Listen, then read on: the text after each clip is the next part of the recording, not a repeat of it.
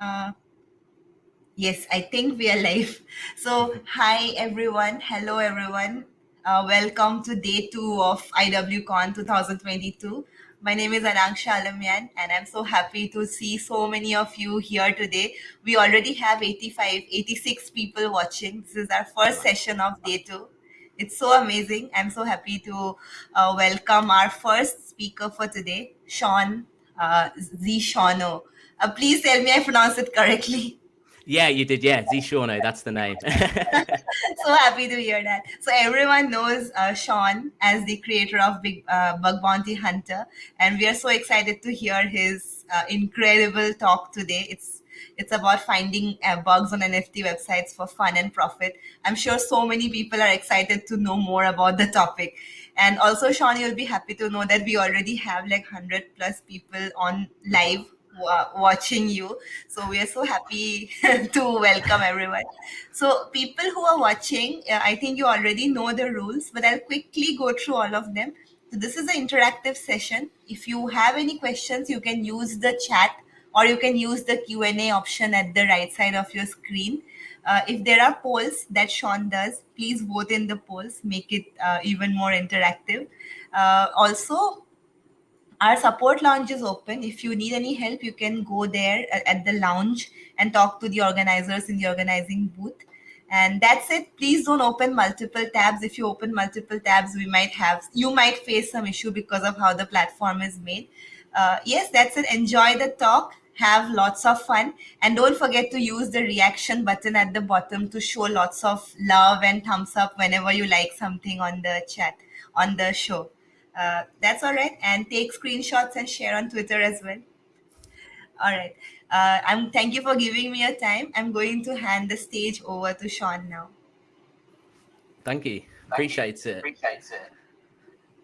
So yeah, I just want to say thank you very much to InfoSec Write-Up for having me on their conference, their first ever virtual conference. I appreciate it. It's been a while since I've actually done a live stream, really. Life has been extremely chaotic and completely changed with having a baby. He's 5 months old, and hopefully potentially get to introduce him to you at the end of this talk if he's awake. But yeah, so what I've been up to basically, I mean, apart from running Bug Bounty Hunter, I've been having a little look at NFT websites because at the moment, everyone's loving NFTs, everyone's loving crypto and things like that, right? I'm not endorsing this, not financial investment advice, not saying go buy it. I'm interested to learn how these NFT marketplaces work, how crypto sites in general work, and Web 3.0 websites. Because when it comes to smart contract hacking, I don't know too much just yet. I've built my own coin. I'm learning how it works, how it interacts. But what's got me curious is how websites interact with the blockchain, which has become Web 3.0 as people know it. Now, I have lots of Web 2.0 knowledge, so I understand how websites work, viewing requests and things like that. So that's the approach I've gone with. I've gone with just Web 2.0 knowledge, seeing how things work, and can I break it? Now, I believe I found something quite serious, which I'll go through in my talk. And yeah, so basically, yeah, if you got any questions and things like that, feel free to always reach out, ask some questions. You know what I'm like. I'm always happy to answer any single question you may have and help people. But let's get on with the talk, shall we? So let me share my screen.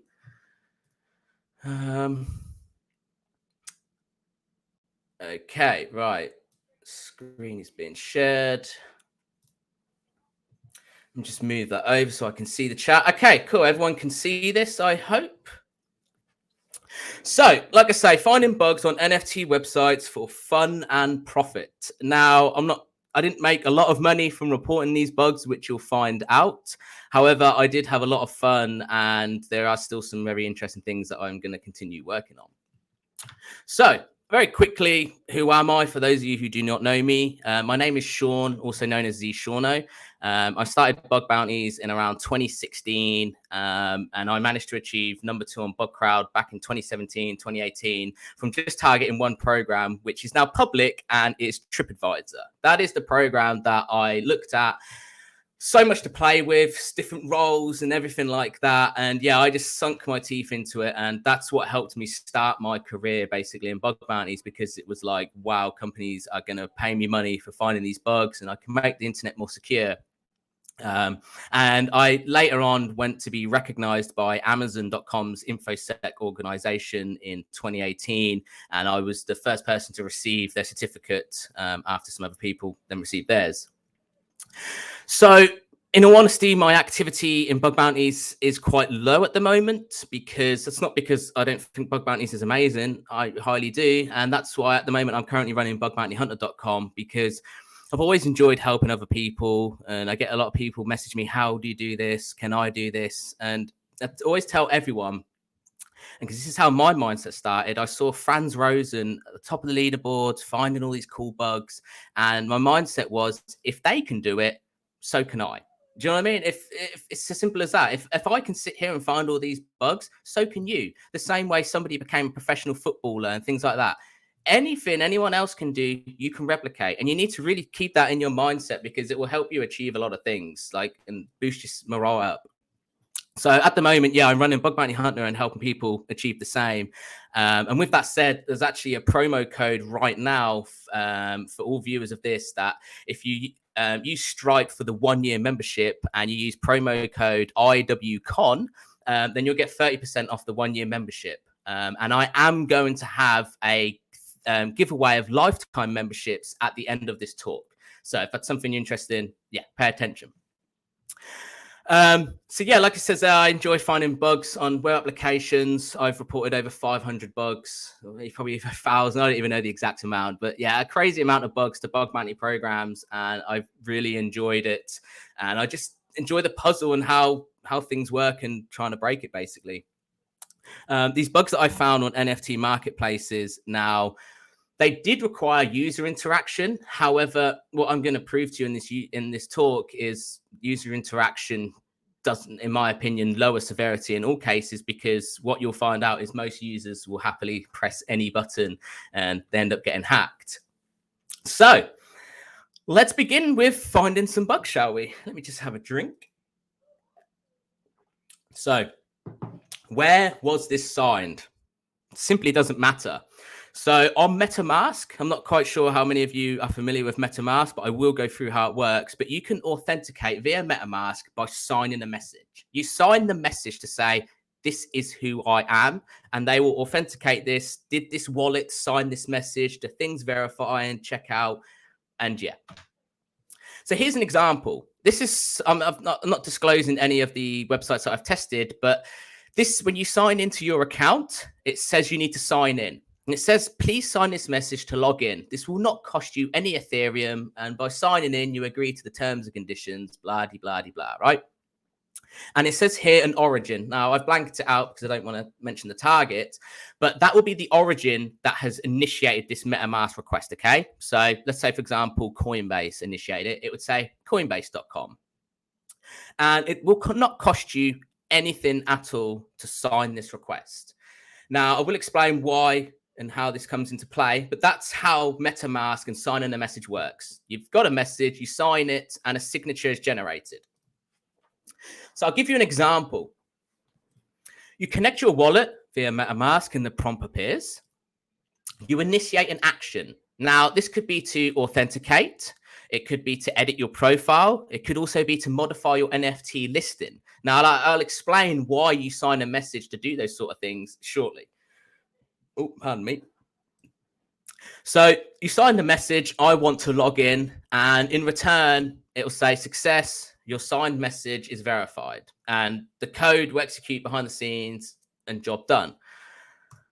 But what actually happens behind the scenes? So this is the request that's actually made. And a lot of these websites will just use GraphQL and then from there, an API system. So this GraphQL query here is telling the application to log in with my public web Ethereum address here, along with the signature that's been generated based on the message that I signed. So say, for example, I wanted to sign that message, please log in, etc., etc. This is the signature that is generated from signing that message, okay? So let's say, for example, you wanted to sign the message, InfoSec write-ups, and you would get a different signature based on that, and you can then verify what the text that has been signed based on the signature and the address, because the address is the only one that can decode the signature. Does that make sense? However, this is where things get interesting with NFT websites. So they don't want users to be able to sign messages all the time, because you want user experience to be top end. Do you know what I mean? They want to be able to just click a button, your NFT's listed, you're logged in. They don't want to have to click loads of times. It annoys users. They don't like it. So what this web application did, and what a lot of other web applications do, is they will exchange your signature if it's verified. So behind the scenes, they're checking this signature. Yes, it's verified. And if it is okay, they'll give you a JWT token. Simple, straightforward, right? And the problem is, this is what happened behind the scenes. So you connect your wallet, you sign your message in exchange for a signature, which proves you signed this message. And then in exchange, you get the JWT token, which is then used on API calls to interact with the website. Sounds pretty straightforward, right? It sounds a bit like two-factor authentication. There's no way somebody can get access to this user signature because they have to sign that message, right? So it seems like a fairly straightforward way of doing it. However, let me hide this. So this is what I was explaining earlier. The reason why they have you sign a message is because it's cost effective. Signing a message doesn't cost you any Ethereum or any gas, and for user experience. So imagine you've logged into this website and then you want to list your NFT. Instead of then having to make you sign even more messages and, oh, I've got to sign this, what does this mean? Because you've already signed a message and generated a signature, now you can simply one click on their website because the API requests are being made. Now, what do I mean by that? So these Web 3.0 websites are simply requiring you to sign a static message, okay? The origin as to where this message was signed does not matter. So think of it a bit like cross-site request forgery. You can have the user visit your website and a prompt will appear saying, hello, sign this message which says that you want to log in. It's not going to cost the user any Ethereum. The user doesn't think it's going to interfere with their Ethereum or do anything at all. They're simply signing a message. So what could go wrong? And the fact is, it's a static message. And this is the problem. Because as long as the message matches what they're expecting, so in this case, they're saying, please sign this message to log in. This won't cost you any Ethereum. You agree to the terms and conditions. That's the message they want you to sign, right? And then they're going to check the signature based on your address. But the problem is, I can simply initiate this request to be signed on my website. As you can see here, I've put the origin is simply, it's not their website, it's my website. And the user can sign on my website and I can obtain their JWT token because I have the signature that they're expecting. It doesn't matter where the message was signed as long as the contents match. Now, this will actually lead on to something a lot worse. So how do we capture the signature? Well, again, the user visits our website, connect their wallet, sign the message on our website, and then because it's on our website, we're able to extract the signature and their public Ethereum address because they've connected their address with our website. Again, the user does not think anything is going to happen from signing a message. Signing a message does not give me access to their user funds, does not give me access to initiate transactions and things like that. So the user's more than likely going to press yes to sign in this message. However, the second problem is, so when you log into these websites, you'll sign a message to say you want to log in. Now, sometimes you will also have it prompt up to say you want to edit your profile. So I want to log in, I want to edit my profile. And the signatures will be different and they'll verify this is what you want to do. But in each case, you'll get a JWT token, which is used to initiate the API request. But the problem is on a lot of these NFT websites is the JWT token generated can be used on all API calls. So if you come onto my website and sign a message that literally just says, please sign this message to sign in, it won't cost you any Ethereum. The user doesn't think anything about it and they sign the message. That JWT token should only be used on the API call to log in, but it can be used anywhere on any API call on these NFT marketplaces. I don't know why I just did that.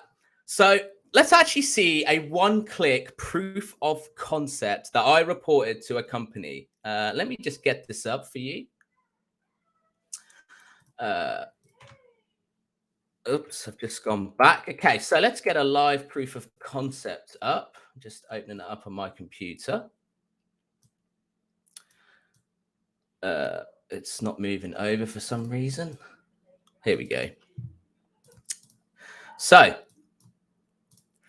this is my account on an NFT website. You can see my name is Zishorno and hello there. This is my bio, right? So we play the video and now we've come on to my website. You can see here we're on test/a.php, right? And what popped up? MetaMask notification. Now, I've blurred out a lot of the text because I don't want to give away what the company is. But you can see here that the origin is my website and I'm signing a message on my website. This is nothing to do with the NFT website at all. So we let it continue. As soon as I press sign, well, what's happened to the user? Nothing. Except we go back onto the NFT website, refresh my account, and I've managed to modify my user profile from my website. From that user signing a simple message that had nothing to do with this NFT website, I was able to use that signature on the API calls to get a JWT token. And there you have it. I've changed my username. Now, that was the proof of concept that I give them. Let me just close this and go back to the slides. I will make this available, the slides and everything with the videos for people to see so you can go back through it. But yeah, think of it a bit like cross-site request forgery, except the user's not submitting a form post. They're just pressing sign on MetaMask. Now, what other API calls are available?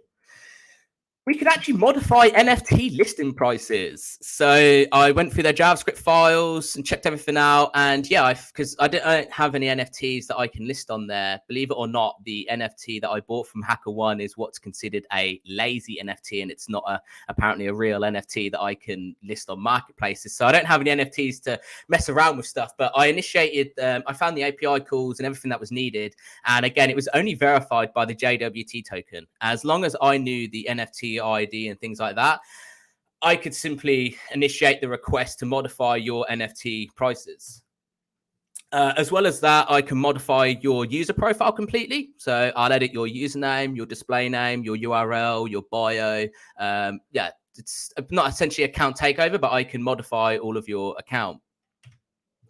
As well as that, a lot of NFT marketplaces and websites will allow you to add your email address to connect to it. And funny enough, they had you sign a message to say, I want to view my email. And again, if you simply signed that message, I want to view my email on your website, you got the signature and you can initiate the request to reveal that user's email address.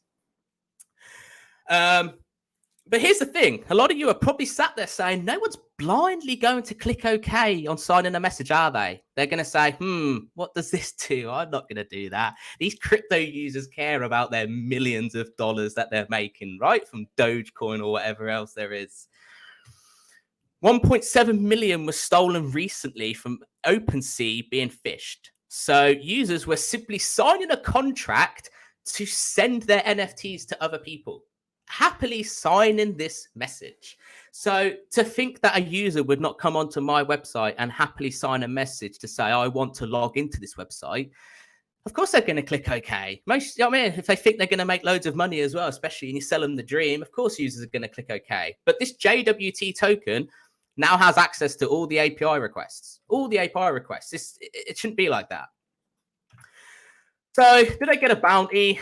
I actually got duplicated on each of those submissions. They claimed they knew about this, and I was actually informed by one program that they knew of this issue prior to launch, but they accepted the risk and they launched like it. However, they were going to address it soon.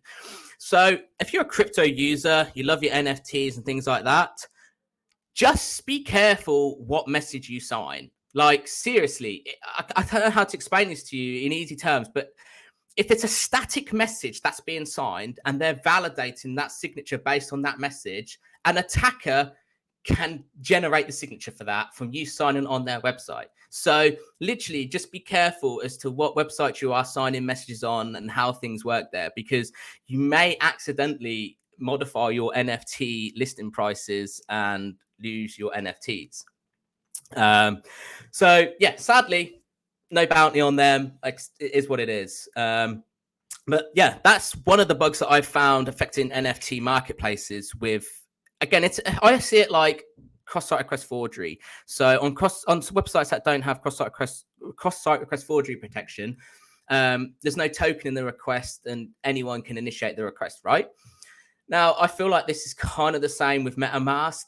They should have some sort of unique identifier when signing a message. So you want to sign a message, but it's not just a static message. It's containing a code on there that an attacker cannot generate or obtain unless from another bug like XSS and they manage to obtain it.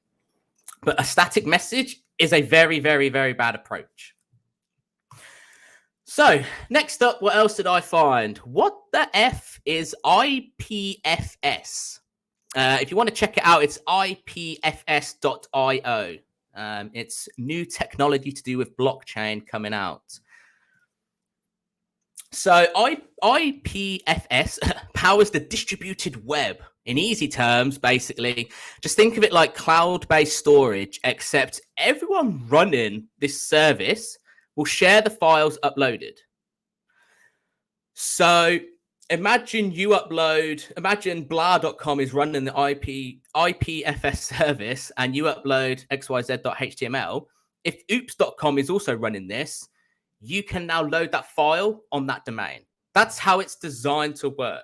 And I'll get a bit more into that shortly because it's interesting how it went about with this.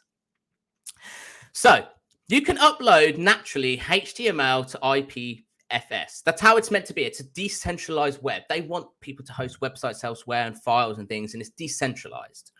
Now, on upload, you'll be given a hash value. And that hash value there, which I will share the slides and information, that there contains a HTML file to just pop an alert box. So just a simple XSS, prove it works. Now, once I tested this, next, go and find all the services actually using IPFS. And you'll find quite a lot. And you can literally look for subdomains or look for the common text for 404 files there. Go and find go find all these services that are using it and literally provide them with your hash value. And what we have is stored XSS affecting two popular NFT marketplaces on their IPFS subdomains.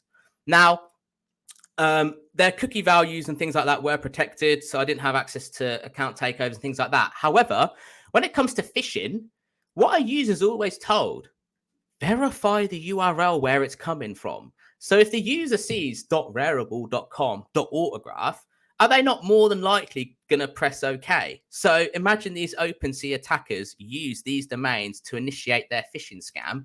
Users are going to be none the wiser. They're just going to say, well, it was rarible.com and it's told me to sign a contract with Rarible. So I didn't think anything different. Whereas in reality, these websites are actually loading a file that I uploaded elsewhere.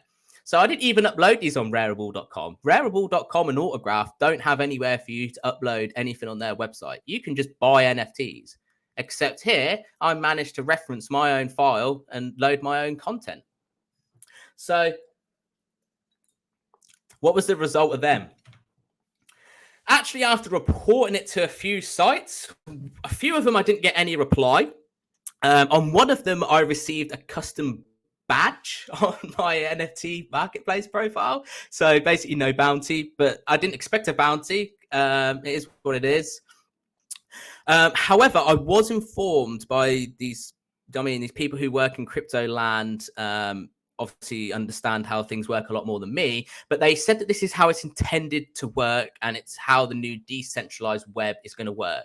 Now, personally, my opinion as an attacker, hacker, bug bounty hunter, whatever you want to call us these days, being able to load your content on any website which you didn't upload it on seems a bit odd, because suddenly if somebody starts uploading malicious content, harmful content, I mean, sensitive content, stuff that's against the law, who becomes liable for this because they're loading it on their website? But yeah, as a hunter, keep an eye on IPFS as it evolves, because they've added their own URI scheme, which is IPFS ://, and that will then redirect the user to that file. Now, sometimes you'll find some open redirects and SSRFs and things like that where you can only control the HTTP scheme. So in this case, this would come in handy, because if the service is running IPFS, it's going to actually redirect to your HTML file and do whatever file there is. So it's something to keep an eye on. The way they fixed it, I'm not sure, but a few sites fixed it after reporting it to them, where I now can't load IPFS hashes on their website, even though I should be able to, because that's how it's intended to work. So I'm not quite sure how things have been fixed there, but it's something you should definitely dive into, research how it works, and definitely check it out. I will be going through the chat after this talk to go through any questions and things like that I've missed, by the way. Don't worry. So very quickly, because I do realize time's getting on. Sorry, I didn't realize I go so quick. So IDORs absolutely everywhere. So on a lot of these websites, they were simply using a public Ethereum address as the unique identifier. So an example of that is API users, their Ethereum address /settings or whatever. That would enable me to view information as that user. Personally, how they're making that mistake is a bit odd, because everyone's Ethereum addresses are public by default. So that's a very, very bad approach. But second of all, another approach, another ton of bugs that I found, because like I say, I've not been doing smart contract hacking. I'm doing Web 2.0 hacking and seeing how things work, is 9 out of 10, these NFT, not just NFT, but crypto general websites, use GraphQL and API requests. That's it. All of them use API requests. You get some sort of authorization bearer token, JWT token. There's just API requests made. So that's going to mean a couple of things. One, look in JavaScript files. They're all made with like React.js and things like that. So there are JavaScript files on these NFT and crypto websites which contain the endpoints for all the API requests. And it'll tell you whether they're requiring authorization headers and things like that. So one, JavaScript files, if you want to practice and learn how things work, definitely go check that out. And actually on bugbountyhunter.com, there's a new guide for viewing JavaScript files where I've given some examples. But second of all, GraphQL is used heavily. One, see if you can do introspection to see what GraphQL queries are available. But not only that, but with GraphQL, you get a lot of broken access control. So you can modify information that you're not meant to be able to modify, view information you're not meant to be able to modify. You've got a bunch of permission errors and things like that. The same with API requests. So I actually did get a bounty. Hey, they give me $300 because you can only set A to Z characters in your username, except I could sign up with any character I wanted, and I could actually have a complete blank username. So when you would visit whatever.com / and then just the @ symbol, it would actually visit my profile. So it led to some interesting things. They give me $300 for this, which was interesting. And I do have a few other reports, such as IDORs, which are currently pending payout, which I will update people on. But yeah, we're getting on, aren't we? I'll get to the talk. So yes, it's a shame about the dupes and things like that, but I'm going to continue my research into Web 3.0 and how smart contracts work and things like that. But I've give you, because I found some XSS on these NFT websites as well. It's literally just use a normal payload. They're not sanitizing stuff. But yeah, just to recap, one, check sign in a message. If they sign a static message and generate a signature and a JWT token, you as an attacker, hacker, bug hunter, you can generate that yourself on your website and get the signature and exchange it. Two, API and GraphQL calls everywhere. So go with the common approach of testing how they work, permissions, can you access other people's information? Same with APIs. Info leaks. So I found a way to view signatures of other people. So I couldn't actually use it, but I could view their signatures that they had actually generated. Whether I can use it for something is something I'm working out. And heavy use of reading JavaScript files, because all of the endpoints that they make queries to, because that's how these Web 3.0 websites are made. There's not a lot of server side coding. It's all client side interacting with the blockchain, and the blockchain isn't like server side stuff. So it's all from JavaScript, API requests, calls, and things like that. So yeah, thanks for attending my talk, everyone. I hope you enjoyed it. I do apologize for going over the half an hour here, IWCon. I hope I've got time for some questions and things like that. Let me look at the Q&A.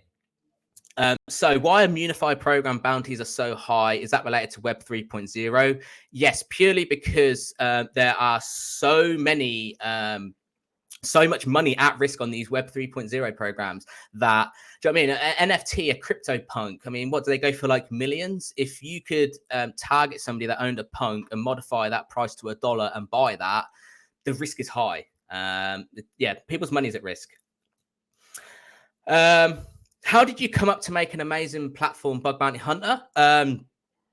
Good question. So when I was doing bug bounties 2016, 2017, 2018, things like that, I got a lot of questions. How do you do it? How do I learn? And there's lots and lots of great material out there to help people.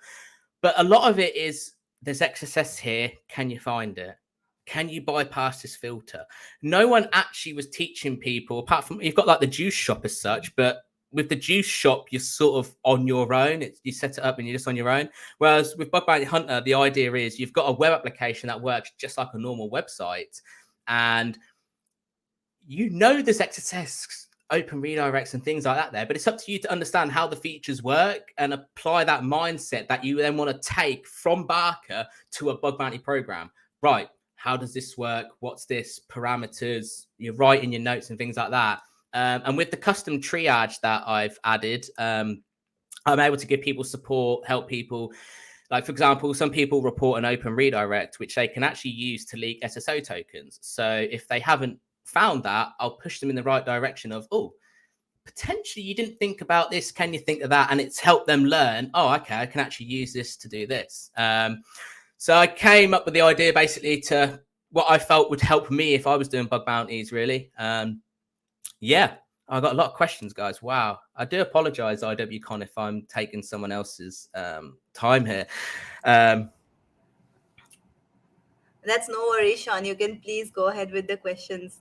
People are so excited about the talk. Awesome. I appreciate it. Thank you. Cool. Right. So where am I at the programs? Do we need to be good in Web 2.0 hacking for Web 3.0 hacking? Good question. So if you're attacking like the web side of it, then you just need the Web 2.0 knowledge, which I've just explained in this talk of what you should be looking for, looking JavaScript files, API requests. When it comes to smart contract hacking, yes, you're going to need to know how like smart contracts work, but that's not necessarily hacking that you need to learn. That's more coding that you need to learn, because with these smart contracts, they're open source. Oh, sorry, I heard someone talking and someone echoing. Sorry. With these smart contracts, they're open source. So you're literally looking at the code and understanding how the code works. So when it comes to understanding smart contracts, don't necessarily think about hacking straight away. I would understand code. And that's what I'm trying to do. It's solidity, how you pronounce it. And learning how it works is what I'd go down the route of, really.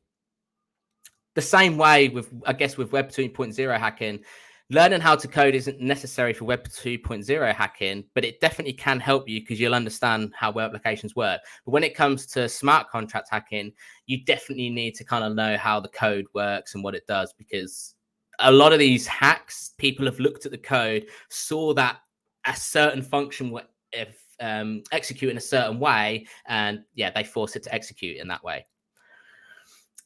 Please share your favorite resources related to smart contract hacking. Am I changing these questions on the thing by clicking them? I don't know. So Immunify.com, follow them on Twitter and look at everything they share, things that they've linked. That's the go-to place for smart contract hacking. Immunify.com, and follow them on Twitter. I've answered that one from Hayu, but I came late, but I don't know if you said it, but how to smart contract hacking. Should I learn web dev or what to start with? I would learn how to build your own smart contract. And I believe there are a bunch of smart contract labs out there as well. But yeah, I personally think learn how they work and the code behind them, really, because yeah, I just think that's the best approach personally. It just can get you to understand how these actually work and why vulnerabilities and things like that, really.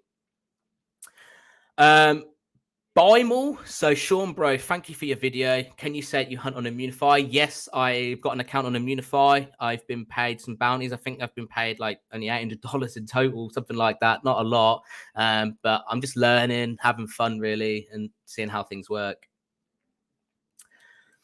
If you're a beginner in Web 2.0 security, can I go straight to Web 3.0? Yeah, I don't see why not, because like I say, it's a whole different league, really. Like I say, you're understanding how these smart contract code work. Whereas with websites, it's black box testing, isn't it? You don't see the code that's executing behind the scenes and finding like a server-side quest forgery. Whereas with smart contract code, it's there in front of you. The code that executes is there in front of you. You can see it word for word, what's going to happen.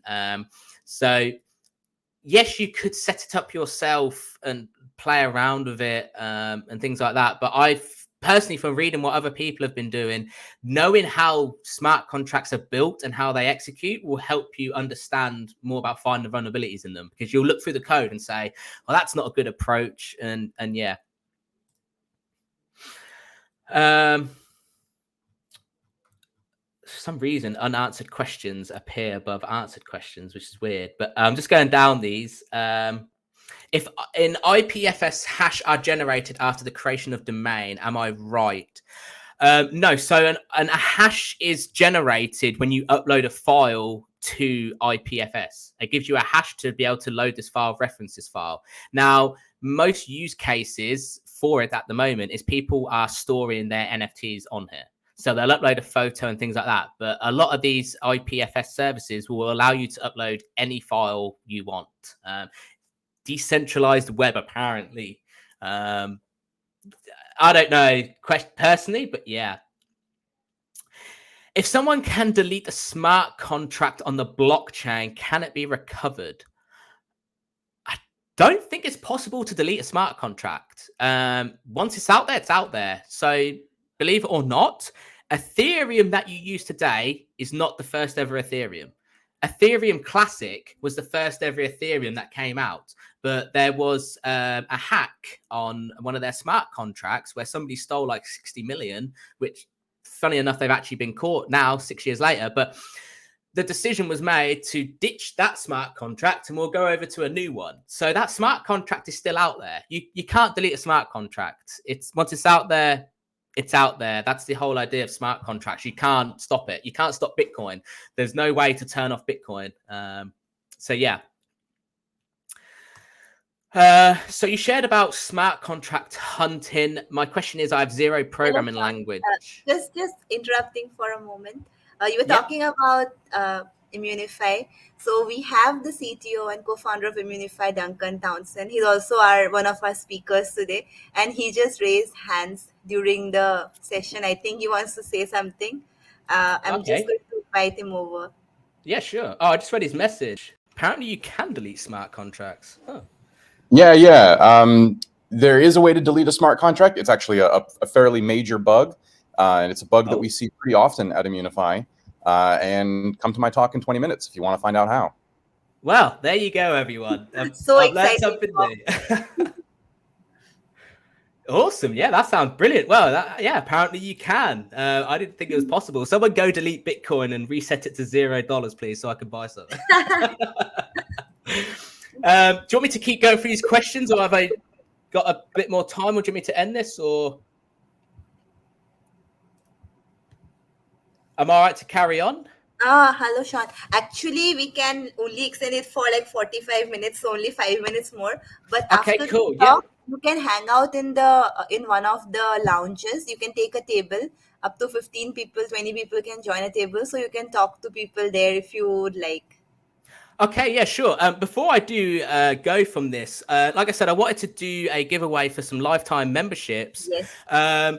So for anyone who's listening to this right now, if at the end of this conference, if you want to share your feedback with IWCon to let them know how this talk and other talks have helped you, I'm happy for them to select up to 5 people based on however they want to choose it from those feedbacks. And you provide me with their emails and I will give them lifetime membership. So like I say, provide them with your feedback, let them know what you've learned from these talks. Have you enjoyed it?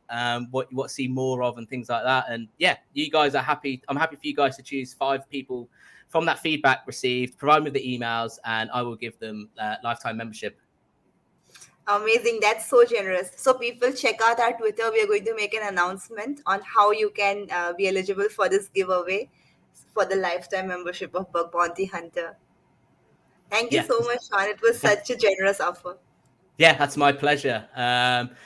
Yeah, I think I'm done with a lot of the questions about smart contracts, how to get into it and things like that. So I think I'm done with the questions. There was just one more about how did I get to know about IPFS. I found that when testing NFT marketplaces, and there's actually a popular service that a lot of these NFT marketplaces use. So that's how I found it. I don't want to mention names and things like that.